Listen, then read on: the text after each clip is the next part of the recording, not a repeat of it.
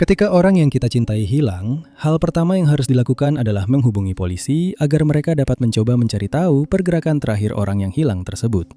Hal ini seringkali membuat kasusnya bisa segera diselesaikan. Namun beberapa kasus hilangnya seseorang tampaknya tidak memiliki penjelasan, dan kasus-kasus tersebut menjadi kasus lama yang belum terpecahkan yang terus membingungkan para penyelidik selama puluhan tahun. Nomor 10. Benjamin Rosland berusia 19 tahun ketika dia tampaknya menghilang begitu saja, dan hingga hari ini tidak ada yang bisa mengetahui kemana dia pergi atau apa yang terjadi padanya. Benjamin berasal dari Pershing Boulevard di Clinton, Iowa, tempat dia tinggal bersama orang tuanya di Blok 900 daerah tersebut. Pada saat dia menghilang pada tahun 2007, dia sedang berusaha melanjutkan pendidikannya dan telah mulai mengambil kelas di Clinton Community College. Namun, rencana ini harus ditunda sementara waktu ketika dia terlibat dalam kecelakaan mobil serius pada tanggal 29 November tahun itu. Ketika petugas pertama tiba di lokasi kejadian, mereka terkejut dengan kondisi kendaraan tersebut dan tidak mampu mengevakuasi Benjamin dari reruntuhan. Oleh karena itu, mereka menggunakan alat pemotong khusus untuk membuka kendaraan agar dia bisa mendapatkan perawatan. Setelah kondisinya stabil, dia diterbangkan dengan helikopter ke rumah sakit di kota Iowa, di mana dia menerima perawatan lanjutan untuk cedera serius di kepalanya. Selama penyelidikan atas kecelakaan tersebut, di mana orang lain juga mengalami luka serius, terungkap bahwa surat izin mengemudi Benjamin telah kadaluarsa dan dia pun ditangkap. Dia didakwa karena gagal berhenti dan mengemudi tanpa surat izin mengemudi, dan tanggal sidang pengadilan untuk pemeriksaannya telah ditetapkan. Namun Benjamin tidak pernah mendapat kesempatan untuk membela dirinya karena dia menghilang setelah membayar $5.000 untuk mendapatkan seorang pengacara. Setelah dia dilaporkan hilang, keluarganya memberitahu polisi bahwa dia tidak akan pernah begitu saja melarikan diri dari tuduhan terhadapnya, dan bahwa dia pasti akan memberitahu mereka jika kepergiannya itu disengaja. Terakhir kali dia terlihat adalah pada pukul 10.25 tanggal 8 Februari 2008. Dia telah mengunjungi seorang temannya yang tinggal di Blok 400 di 10th Avenue juga di Clinton. Saat di sana, dia memutuskan untuk berjalan ke toko Hy-Vee di seberang jalan dari rumah itu untuk membeli beberapa camilan, tapi dia tidak pernah kembali. Ketika rekaman CCTV dari area sekitar toko diperiksa, tidak terlihat tanda-tanda Benjamin yang menunjukkan bahwa sesuatu telah terjadi padanya saat dia sedang menyeberang jalan. Selama upaya pencarian yang diorganisir, polisi menemukan salah satu sepatu Benjamin di halaman sebuah rumah kosong yang terletak di sudut 13th Avenue South dan 3rd Street. Sepatunya yang lain ditemukan tak lama setelah itu di sisi timur jalan yang sama. Para penyelidik telah mengawasi dengan ketat aktivitas rekening bank dan ponsel miliknya, namun keduanya tidak digunakan sejak hari dia menghilang. Rekening tabungannya berisi sejumlah uang yang oleh polisi disebut sebagai jumlah yang signifikan dan belum pernah disentuh. Saat dia menghilang, dia tidak membawa banyak uang tunai dan dia juga tidak meninggalkan daerah tersebut dengan kendaraannya sendiri karena dia memang tidak memiliki kendaraan. Tidak ada temuan lebih lanjut dan para penyelidik telah meminta masyarakat untuk tetap waspada jika melihat Benjamin atau apapun yang berkaitan dengan hilangnya dirinya. Dia digambarkan memiliki rambut coklat dan mata biru dengan tinggi 5 kaki 11 inci dan berat 175 pon. Dia memiliki beberapa bekas luka di wajahnya akibat kecelakaan mobil dan satu lagi di sisi kiri dadanya. Saat terakhir kali terlihat, dia mengenakan kaos polo coklat, overall kamuflase, celana jeans biru, dan sepatu coklat. Siapapun yang memiliki informasi yang dapat membantu memecahkan kasus Benjamin harus menghubungi kepolisian Clinton di 5632431548 dengan menyebutkan nomor kasus CL08 0580 atau Crime Stoppers di 3097 6295 00 nomor 9. Sudah 28 tahun sejak Susan Lyle yang lebih dikenal oleh teman dan keluarganya sebagai Susie terakhir kali terlihat, dan kasusnya masih membingungkan para penyelidik di Albany, New York. Susie lahir di Saratoga Springs, New York. Dia memiliki 2 kakak dan menghabiskan sebagian besar masa kecilnya di daerah Ballston Spa, tempat dia bersekolah di SMA. Dia adalah seorang siswa yang sangat cerdas dan lulus dengan predikat kehormatan pada tahun 1996. Setelah itu, dia mendaftar di State University of New York untuk mulai belajar ilmu komputer. Dia dan pacarnya Richard Condon bertemu dan mulai berpacaran saat mereka masih di sekolah menengah, tetapi mereka kuliah di universitas yang berbeda. Pada saat menghilang, Susie tinggal di asrama kolonial kuat di universitas.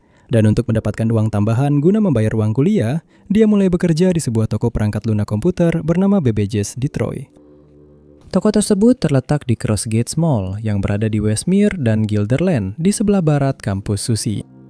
Ibunya memberitahu polisi bahwa Susie meneleponnya pada tanggal 1 Maret 1998 untuk mengatakan bahwa dia mulai kehabisan uang. Ibunya menawarkan untuk meminjamkan sejumlah uang kepadanya, tetapi Susie menambahkan bahwa dia akan segera menerima gaji berikutnya dan dia akan baik-baik saja sampai saat itu. Keesokan paginya, dia mengikuti ujian tengah semester. Setelah itu, dia terlihat di beberapa kelasnya yang berakhir pada pukul 4 sore. Setelah itu, dia berangkat bekerja di Babbage's dan menyelesaikan shift-nya pada pukul 9 malam. Dia diketahui meninggalkan toko 20 menit setelah toko tutup. Dan seperti biasanya, dia kemudian naik bus Capital District Transportation Authority dan kembali ke asramanya. Dia terlihat oleh salah satu teman mahasiswanya turun dari bus di halte Collins Circle 9.45 malam. Dan setelah itu, dia seharusnya hanya membutuhkan waktu sekitar 3 menit berjalan kaki ke asramanya. Tapi dia tidak pernah sampai di sana dan sejak itu tidak pernah terlihat lagi. Richard mulai khawatir ketika dia tidak bisa menemukan Susie keesokan harinya. Dan ketika dia diberitahu bahwa Susie tidak pernah kembali ke asrama, dia menghubungi orang tuanya.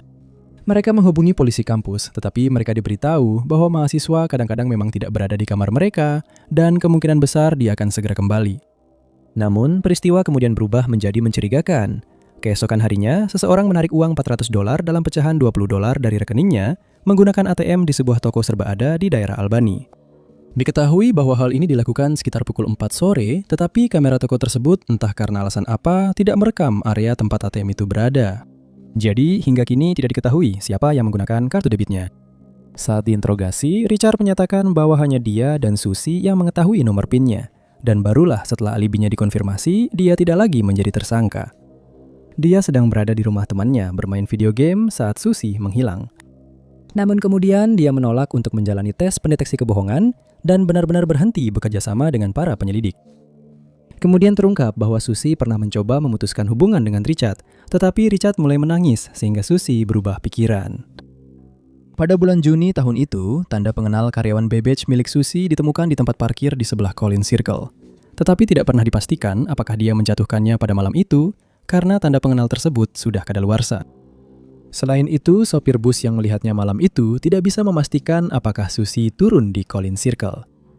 Salah satu rekan kerja Susie di Babbage melaporkan bahwa Susie sudah mengeluh selama sebulan bahwa dia sedang diikuti. Tetapi dia tidak pernah menyebutkan oleh siapa atau mengapa dia percaya hal itu. Hadiah sebesar $20.000 ditawarkan bagi siapa saja yang memberikan informasi yang dapat membantu menemukan Susie. Dia digambarkan memiliki rambut coklat muda, mata biru, tinggi 5 kaki 3 inci dan berat 170 pon. Dia memiliki tanda lahir di betis kirinya dan bekas luka di kaki kirinya. Terakhir kali terlihat, dia mengenakan mantel panjang hitam, kaos hitam, dan celana jeans biru. Siapapun yang dapat membantu menyelesaikan kasus Susie harus menghubungi Kepolisian Negara Bagian New York di 519783-3211 nomor 8. Hilangnya Scott Hilbert yang berusia 18 tahun tercatat sebagai hilang dalam keadaan mencurigakan karena beberapa petunjuk yang mengkhawatirkan ditemukan selama penyelidikan. Namun tidak ada satupun yang mengarahkan penyelidik ke keberadaannya. Scott lahir pada tahun 1969 dan setelah lulus dari sekolah menengah, ia mulai belajar perkusi di Universitas Negeri Morehead di Kentucky, di mana ia adalah mahasiswa baru. Selama liburan musim semi tahun 1988, ia memutuskan untuk pulang ke rumah keluarganya di Milford, Ohio, untuk menghabiskan waktu bersama orang tuanya. Diketahui bahwa dia masih berada di sana pada tanggal 13 Maret karena dia meninggalkan catatan di kulkas yang menyatakan bahwa dia pergi untuk menemui seorang teman di Universitas Negeri Ohio. Catatan itu diakhiri dengan kata-kata, "Aku akan kembali nanti, aku sayang kalian, Scott." Orang tuanya punya semua alasan untuk percaya bahwa mereka akan melihatnya sebelum tanggal 21 bulan itu, karena seharusnya dia kembali mengikuti kelas pada hari itu. Tetapi dia tidak kembali, dan tidak menghubungi mereka dengan kabar apapun tentang keberadaannya. Kampus tersebut berjarak sekitar 90 menit dari rumah, dan dia pergi ke sana dengan mobil keluarga mereka, sebuah Ford Tempo hitam tahun 1984. Ketika dia tidak muncul di kelasnya, orang tuanya mulai khawatir dan mereka melaporkan orang hilang. Dia sudah menghilang selama 8 hari pada saat itu, yang membuat para penyelidik menghadapi banyak ketidakjelasan. Mereka tidak tahu dengan siapa dia menghabiskan waktu selama menghilang, dan pada awalnya tidak ada tanda-tanda Scott yang bisa ditemukan. Pencarian tidak memberikan petunjuk apapun, tetapi beberapa minggu kemudian, pada tanggal 1 April, mobil keluarga ditemukan di kawasan belantara Beaver Dam Mountains yang berada di Arizona, 1.700 mil jauhnya. Kedua plat nomor hilang dan tidak pernah ditemukan. Penyelidik percaya seseorang mencoba mendorong mobil itu dari tebing terdekat, tetapi membatalkan rencana tersebut ketika mobil itu tersangkut di pohon. Di tanah dekat kendaraan, mereka menemukan kunci kamar asrama Scott, kunci roda, sampo, dan sebilah mata pisau dari dapur keluarganya. Koper miliknya yang berisi pakaian dan beberapa barang pribadinya hilang, dan sampai sekarang belum pernah ditemukan. Keluarganya juga tidak bisa menjelaskan mengapa dia membawa pisau itu bersamanya. Di dalam mobil, mereka menemukan buku telepon California dan buku korek api dari sebuah restoran di Denver. Diduga dua barang ini milik orang yang mencoba mendorong mobil itu ke tebing. Dan meskipun sidik jari tak dikenal ditemukan di mobil, hingga kini belum pernah diketahui milik siapa sidik jari itu. Diketahui bahwa mobil itu telah menempuh jarak 3.800 mil sejak hari Scott dinyatakan hilang, meskipun mobil itu ditemukan 1.700 mil dari rumah keluarganya. Scott memiliki rambut coklat dan mata hijau. Tingginya sekitar 6 kaki dan beratnya sekitar 150 pon saat dia menghilang. Siapapun yang memiliki informasi berguna tentang kasusnya diminta untuk menghubungi Departemen Kepolisian Union Township di 5137521230. Nomor kasus Scott adalah MP 7926. Nomor 7. Pada tahun 1986, Joyce Walcott yang berusia 19 tahun mengalami serangkaian nasib buruk yang luar biasa. Tetapi dia memutuskan untuk mulai mengubah keadaannya dengan mencari pekerjaan yang baik. Dan dia sedang dalam proses itu ketika dia tiba-tiba menghilang. Joyce, yang merupakan salah satu dari 5 bersaudara, kehilangan ayahnya ketika dia berusia 9 tahun. Dan sisa keluarganya kemudian pindah ke Farmington, New Mexico. Dia menyatakan beberapa kali bahwa dia tidak bahagia di sana. Dan pada tahun 1985, dia memutuskan untuk hidup mandiri. Dia pindah ke Reseda, California, di mana dia tinggal bersama bibinya Irene dan sepupunya Jason. Dia mendaftar di Reseda High School di mana dia berencana untuk mendapatkan ijazah. Tetapi kemudian dia terlibat dalam 2 kecelakaan mobil sebagai penumpang yang menunda rencananya. Awalnya tampak seolah-olah dia tidak mengalami cedera serius, tetapi kemudian diketahui bahwa dia mungkin mengalami sedikit pemisahan antara tulang belakang dan tengkoraknya. Dia menjalani operasi tetapi merasa sulit untuk berkonsentrasi selama pelajaran karena penyangga leher yang besar dan merepotkan yang harus dia kenakan. Dia kemudian mulai berkencan dengan Scott Nunn yang tinggal di kompleks apartemen yang sama. Dia memutuskan untuk pindah dan tinggal bersama Scott dan saudaranya pada bulan Maret tahun itu, serta memutuskan untuk mulai mengubah nasibnya sendiri dengan mencari pekerjaan.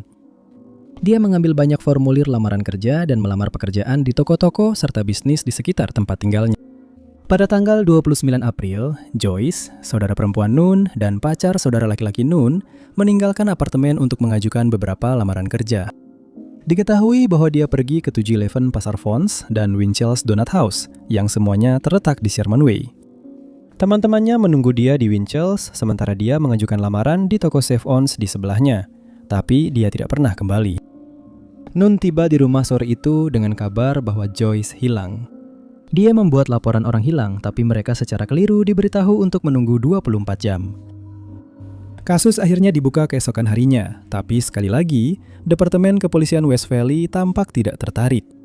Mereka berspekulasi bahwa Joyce hanya memutuskan untuk pergi dari daerah itu atas kemauannya sendiri, meskipun sudah diberitahu bahwa hal itu tidak mungkin terjadi. Akhirnya, polisi mulai melakukan wawancara, tetapi Nunn dan saudaranya yang harus membagikan selebaran berisi detail kasus tersebut. Belakangan terungkap bahwa saksi mata melihat Joyce duduk di bangku halte bus sambil menangis, dan saksi lain melaporkan bahwa mereka melihatnya bekerja sebagai pelayan di sebuah restoran di Encino. Sejak saat itu, tidak ada petunjuk baru yang ditemukan, dan keluarga Joyce telah membagikan ciri-cirinya kepada publik. Dia memiliki rambut panjang berwarna coklat kemerahan, mata coklat, tinggi 5 kaki 3 inci, dan berat 106 pon pada saat itu. Saat terakhir kali terlihat, dia mengenakan kaos katun lengan panjang bergaris biru dan putih, celana jeans biru, ikat pinggang putih, dan sepatu putih. Dia juga mengenakan jam tangan LCD Timex serta kalung logam kuning dengan liontin unicorn. Siapapun yang mengetahui keberadaan Joyce diminta untuk menghubungi Departemen Kepolisian Los Angeles di 213-845-2806. Nomor kasusnya adalah MP 3063. Nomor 6. Para penyelidik masih bingung tentang apa yang terjadi pada Charles Hope yang berusia 41 tahun yang telah hilang dari Brooksville, Florida sejak 1 April 1982. Diketahui bahwa dia mengunjungi sebuah restoran makanan laut malam itu, tetapi pergerakannya setelah itu tetap menjadi misteri. Charles, yang juga dikenal sebagai Charlie, lahir di Brooksville pada tahun 1940. Keluarganya telah tinggal di sana selama waktu yang lama, sehingga mereka sangat dikenal di daerah sekitarnya.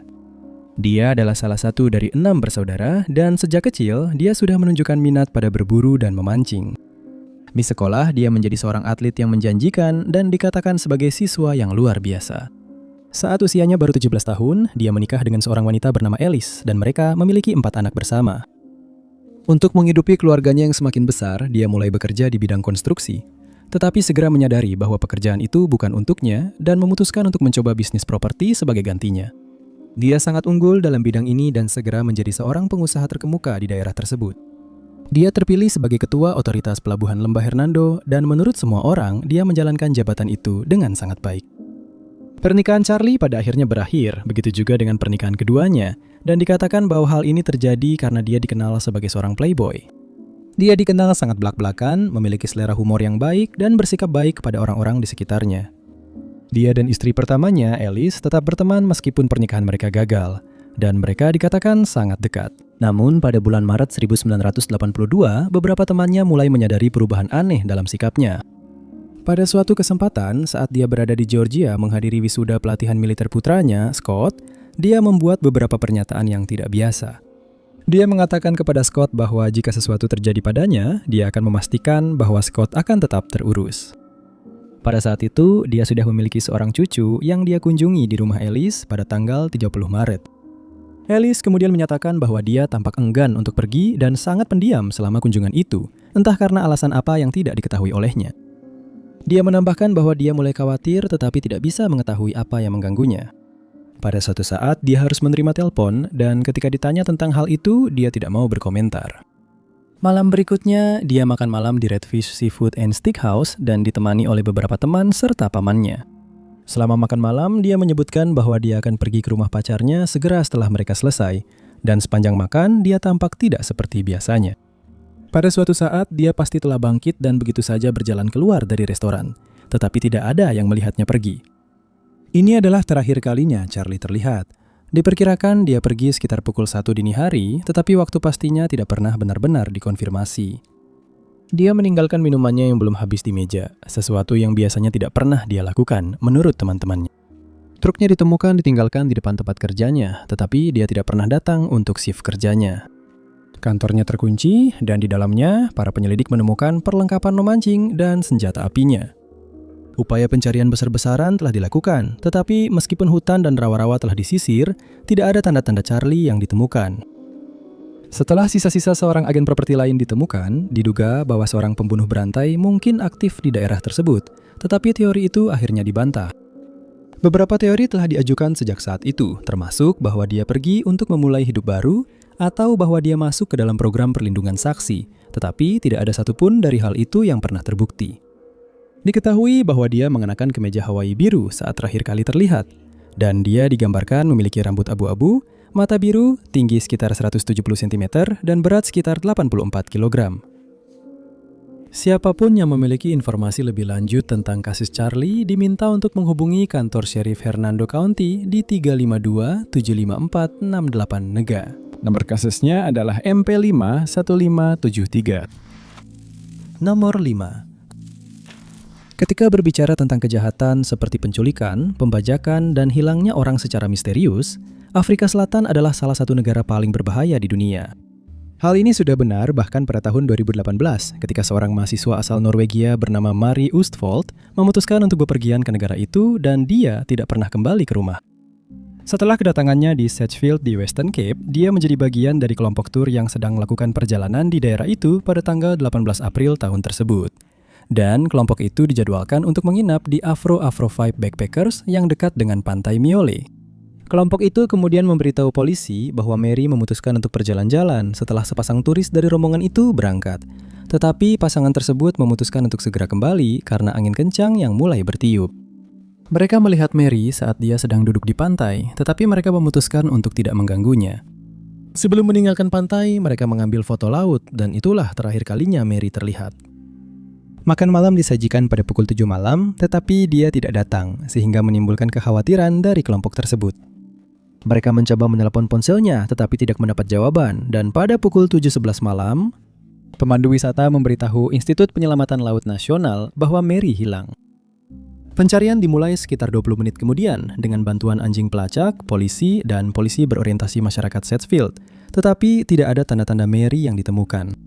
Pantai, muara sungai, bukit pasir, dan area sekitarnya juga telah dicari, tetapi tidak membuahkan hasil. Cuaca berubah sangat buruk dan laut sangat ganas, sehingga diduga dia mungkin mencari perlindungan di dekat situ. Tetapi kemudian malam itu, sepasang sepatu putih, topi putih, dan sebuah iPhone ditemukan di pantai. Sepatu dan ponsel itu dipastikan milik Mary, tetapi topinya masih menjadi misteri. Selama berhari-hari, pencarian dilakukan dari udara, di laut, dan di darat, tetapi Mary tetap belum ditemukan. Beberapa orang menyatakan bahwa dia terakhir kali terlihat mengenakan atasan putih dan celana jeans biru, sementara yang lain melaporkan bahwa dia mengenakan atasan motif bunga gelap dengan celana hitam. Karena tidak ada lagi yang ditemukan, pencarian akhirnya dihentikan dan Mary tidak pernah ditemukan. Jika Anda melihat Mary malam itu atau memiliki informasi yang dapat membantu menemukannya, Anda diminta untuk menghubungi kepolisian Nizhna di 0442 036600 nomor 4. Becky Gary, yang nama lengkapnya adalah Rebecca, pindah ke Baton Rouge di Louisiana bersama putrinya pada tahun 1988. Tahun itu, putrinya menghabiskan Natal bersama orang tua Becky di Shreveport, tetapi Becky memilih untuk tetap tinggal di rumah. Berbicara tentang hal ini, setelah kejadian, putrinya merasa ini sangat aneh. Karena kunjungan tersebut tidak direncanakan dan merupakan keputusan mendadak. Putrinya yang berusia 12 tahun memohon agar ibunya ikut bersamanya. Tetapi Becky tetap teguh dan tidak mau mendengarnya. Dia kemudian membeli tiket bus sekali jalan untuk putrinya, yang pada saat itu sudah sangat frustrasi dan marah dengan situasinya. Mereka terlibat dalam pertengkaran hebat yang baru berakhir setelah putrinya naik ke bus. Putrinya sekarang percaya bahwa Becky berusaha membuatnya pergi dari daerah itu, tapi tidak ada yang tahu alasannya. Ketika Natal datang dan berlalu tanpa kabar dari Becky, anggota keluarga lainnya mulai khawatir bahwa sedang terjadi sesuatu yang tidak beres. Pada tanggal 27 Desember, mereka dihubungi oleh saudari Becky yang telah berbicara dengannya.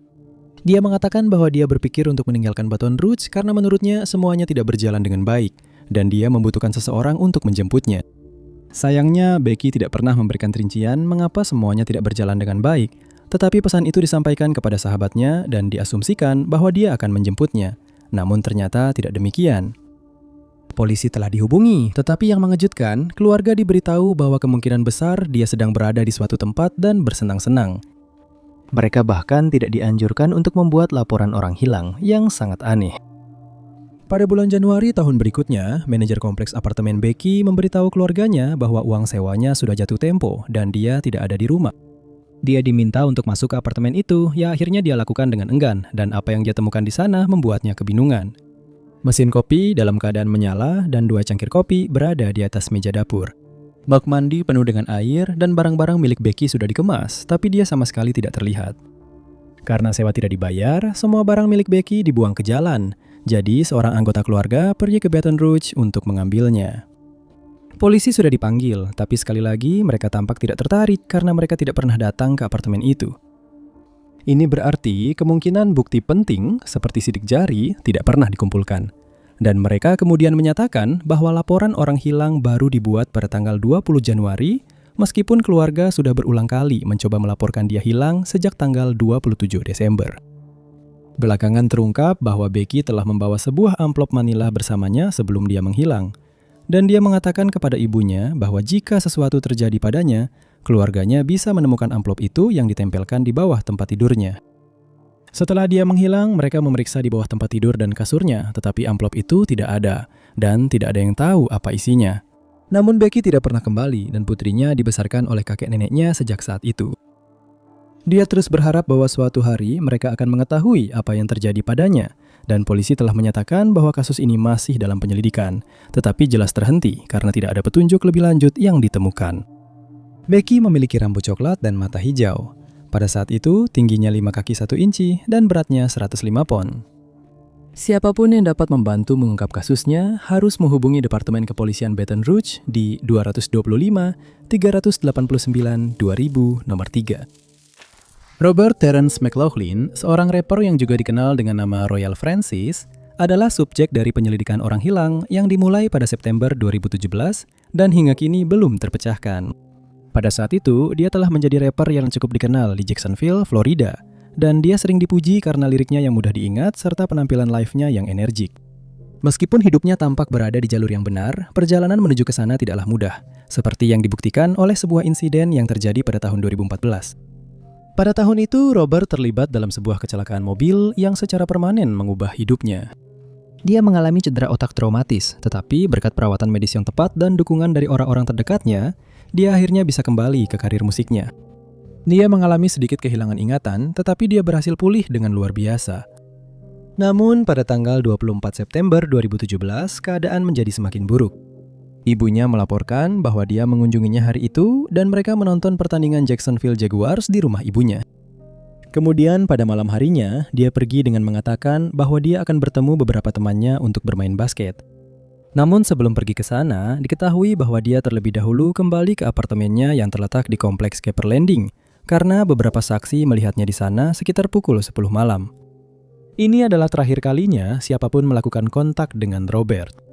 Ketika dia tidak dapat ditemukan keesokan harinya, keluarganya menghubungi polisi dan penyelidikan pun dimulai. Sementara itu, teman-teman dan keluarganya mulai mencari di area-area tempat Robert biasa menghabiskan waktu, tetapi tidak ada yang melihatnya. Dalam minggu-minggu berikutnya, ibunya Angela semakin frustrasi dengan perkembangan kasus tersebut. Dia mengatakan kepada media bahwa dia tidak pernah menerima pembaruan apapun dari para penyelidik dan biasanya dia tidak tahu apa yang sedang dilakukan untuk menemukan putranya. Ketika polisi pergi ke apartemen Robert, mereka menemukan mobilnya terparkir di tempat biasanya. Dan di dalam apartemen, mereka menemukan beberapa barang pribadinya, termasuk dompet, kartu identitas, dan pakaiannya. Namun, ponsel dan kunci apartemennya tidak ditemukan, dan diduga dia membawa barang-barang tersebut saat menghilang.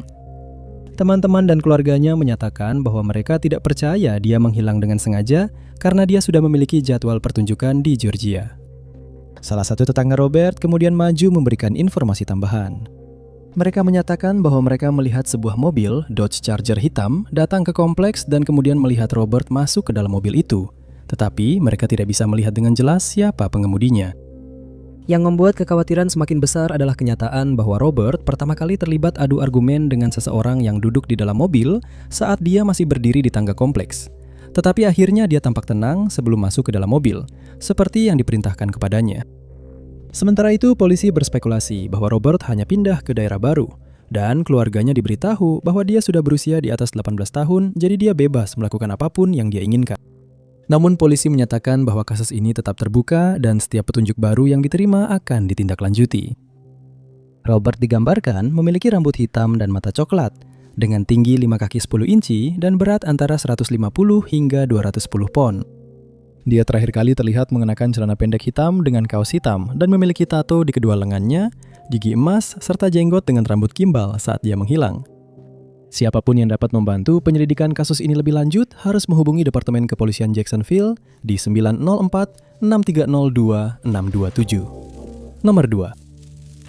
Banyak orang merasa bahwa ada unsur kejahatan dalam hilangnya Jamie Jo Tate, seorang wanita berusia 33 tahun yang berasal dari Indianapolis, Indiana, dan yang tidak pernah terlihat atau terdengar lagi sejak Juli 2020. Kasus ini dimulai pada tanggal 31 bulan itu ketika Jamie pergi ke rumah mantan pacarnya, Robert Sorrell Jr., di area blok 500 di South Warman Avenue. Mereka telah bersama selama beberapa waktu, tetapi Jamie memutuskan untuk mengakhiri hubungan ketika Sorrells mulai bersikap kasar terhadapnya. Setelah dia putus dengannya, Sorrells tampaknya tidak bisa menerima bahwa hubungan mereka telah berakhir, dan dia terus-menerus menguntit serta melecehkan Jamie tanpa henti. Belum diketahui secara pasti apa yang terjadi, tetapi para saksi mengatakan kepada polisi bahwa mereka mendengar keributan di luar. Sekitar pukul 5.00 pagi keesokan harinya, ketika mereka menyelidiki, mereka melihat Jamie dan Sorrell sedang berdebat sengit di luar rumahnya. Pertengkaran itu semakin memanas dan akhirnya Sorrells menarik Jamie dan menyeretnya kembali ke dalam rumahnya. Tidak mengherankan jika dia menjadi tersangka utama dalam kasus Jamie, karena inilah terakhir kalinya dia terlihat. Ketika dia tidak kembali ke rumah sesuai rencana, keluarganya mulai khawatir dan mereka melaporkannya sebagai orang hilang ke Departemen Kepolisian Metropolitan Indianapolis pada tanggal 5 Agustus. Beberapa hari telah berlalu sejak terakhir kali dia terlihat, yang membuat para penyelidik berada dalam posisi yang kurang menguntungkan. Teman-teman dan keluarganya semua diwawancarai, tetapi tidak ada yang tahu di mana Jamie berada. Beberapa orang disebut sebagai orang yang menjadi perhatian polisi, tetapi tanpa petunjuk apapun, kasus ini tampaknya terhenti. Surat perintah penggeledahan dikeluarkan dan dilaksanakan, namun tidak membuahkan hasil. Dan akhirnya, polisi meminta bantuan masyarakat, meminta siapapun yang memiliki informasi tambahan untuk melapor. Namun mereka mengungkapkan bahwa mereka telah menerima beberapa petunjuk yang membuat mereka percaya bahwa sesuatu yang tidak baik telah terjadi pada Jamie. Tetangga Sorel kemudian maju untuk melaporkan apa yang dia lihat malam itu, dan beberapa tetangga lainnya diwawancarai jika mereka memiliki informasi lebih lanjut tentang pertengkaran hebat tersebut, tetapi tidak ada yang dapat memberikan petunjuk lebih lanjut. Juga terungkap bahwa saat dia sedang berjalan di West Washington Street sekitar pukul 3.30 sore pada tanggal 31 Juli, seseorang di dalam mobil biru mencoba menabraknya, tetapi dia berhasil menghindar tepat pada waktunya. Hal ini tidak pernah dikonfirmasi apakah ada hubungannya dengan hilangnya dirinya, tetapi karena dugaan tindak kejahatan sangat kuat dalam kasusnya, kemungkinan ini belum dikesampingkan. Dalam beberapa bulan berikutnya, beberapa temannya membuat komentar di media sosial yang membuat penyelidik semakin khawatir.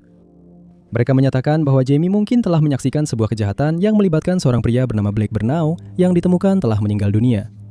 Mereka berspekulasi bahwa karena dia menyaksikan kejahatan tersebut, dia mungkin menjadi target bagi orang-orang yang mengakhiri hidup Burnell, dan bahwa merekalah yang bertanggung jawab atas hilangnya dia. Ada spekulasi bahwa dia bekerja sama dengan polisi dalam kasus ini dan bahwa dia dibungkam oleh para pelaku. Semua ini masih berupa spekulasi dan nasib Jamie tetap menjadi misteri yang belum terpecahkan. Dia digambarkan memiliki rambut coklat dan mata biru, dengan tinggi 5 kaki 6 inci dan berat 140 pon. Siapapun yang dapat memberikan petunjuk lebih lanjut tentang kasus ini diminta untuk menghubungi Departemen Kepolisian Metropolitan Indianapolis di 31732 76160. Nama Jamie adalah nomor kasus MP 73687. Nomor 1. Menurut teman dan keluarga Michael Strawn yang berusia 38 tahun, dia sedang berjuang menghadapi kesedihan tak lama sebelum dia menghilang pada bulan Juni 1992. Dia dikenal memiliki hubungan yang sangat dekat dengan orang tuanya. Namun beberapa bulan sebelumnya, ibunya telah meninggal dunia. Hal ini tentu saja sangat memengaruhinya dan diduga bahwa hal ini mungkin berperan dalam hilangnya dirinya. Michael telah tinggal bersama orang tuanya di Newcastle upon Tyne, di mana dia bekerja sebagai pengemudi forklift. Namun pada tahun 1990 dia diberhentikan dari pekerjaannya. Hal ini membuatnya berada dalam situasi keuangan yang sulit dan dia mulai melakukan apa saja yang bisa dia lakukan untuk memenuhi kebutuhan hidup. Kadang-kadang dia bekerja malam sebagai penjaga keamanan di bar dan klub malam, dan di waktu lain dia menjadi montir. Teman-temannya memberitahu polisi bahwa dia sangat ramah dan disukai banyak orang, dan dia sering berada di salah satu pub di daerah itu karena dia tidak memiliki pekerjaan tetap. Dia sangat dikenal di daerah itu, tetapi karena sifatnya yang santai, dia sering dimanfaatkan oleh orang lain. Dalam beberapa minggu menjelang hilangnya Michael, keadaan tampak mulai membaik untuk Michael. Dia memberitahu salah satu temannya bahwa dia memiliki beberapa urusan bisnis yang sedang berjalan yang akan membuatnya mendapatkan banyak uang. Dia menambahkan bahwa dia akan membeli sebuah Mercedes-Benz, tetapi teman-temannya tidak terlalu menanggapinya dengan serius karena dia dikenal suka melebih-lebihkan kadang-kadang. Para saksi menyatakan bahwa terakhir kali mereka melihat Michael di pub Percy Arms pada tanggal 19 Juni tahun itu. Sesaat sebelum dia pergi, dia berbicara dengan pemilik pub, Peter Owens, sekitar pukul 8.40 malam. Dia melaporkan bahwa Michael memberitahunya bahwa dia sedang menunggu jemputannya dan menambahkan bahwa dia dan orang yang mengemudikan mobil itu akan pergi ke Durham untuk mengambil tenda besar. Salah satu temannya yang saat itu sedang sakit melaporkan bahwa Michael telah mengunjunginya dan dia membawa ribuan pound uang tunai bersamanya. Dia mengatakan bahwa dia sedang dalam perjalanan untuk bertemu dengan seorang pria bernama Don, tetapi tidak mengungkapkan detail lebih lanjut. Setelah dia tidak kembali ke rumah, dia dilaporkan hilang dan mobilnya ditemukan sekitar 100 yard dari pub tempat dia terakhir terlihat. Tepinya ditemukan di dalam, tetapi kendaraan itu tidak memberikan petunjuk lebih lanjut. Seseorang memberitahu polisi bahwa Michael diserang sekitar 2 minggu sebelum dia menghilang, tetapi sifat serangan itu dan nama penyerangnya tetap tidak diketahui. Pada tahun 2013, 2 pria dari Tynedale di Newcastle ditangkap karena diduga bertanggung jawab. Tetapi akhirnya mereka dibebaskan dengan jaminan. Dia digambarkan memiliki tinggi 6 kaki 3 inci dan berat 322 pon. Tidak banyak informasi lebih lanjut yang tersedia tentang kehilangannya, tetapi diyakini bahwa dia memiliki jenggot dan kumis penuh saat dia menghilang. Siapapun yang dapat membantu polisi dalam kasus Michael harus menghubungi kepolisian Northumbria dengan menelpon nomor darurat 101. Terima kasih banyak sudah menonton. Jika kalian menyukai video ini, jangan lupa tekan tombol suka. Juga jangan lupa untuk berlangganan dan klik lonceng notifikasi agar tetap update dengan semua unggahan kami berikutnya. Nama saya Top 5 Unknowns dan saya akan bertemu kalian di video berikutnya.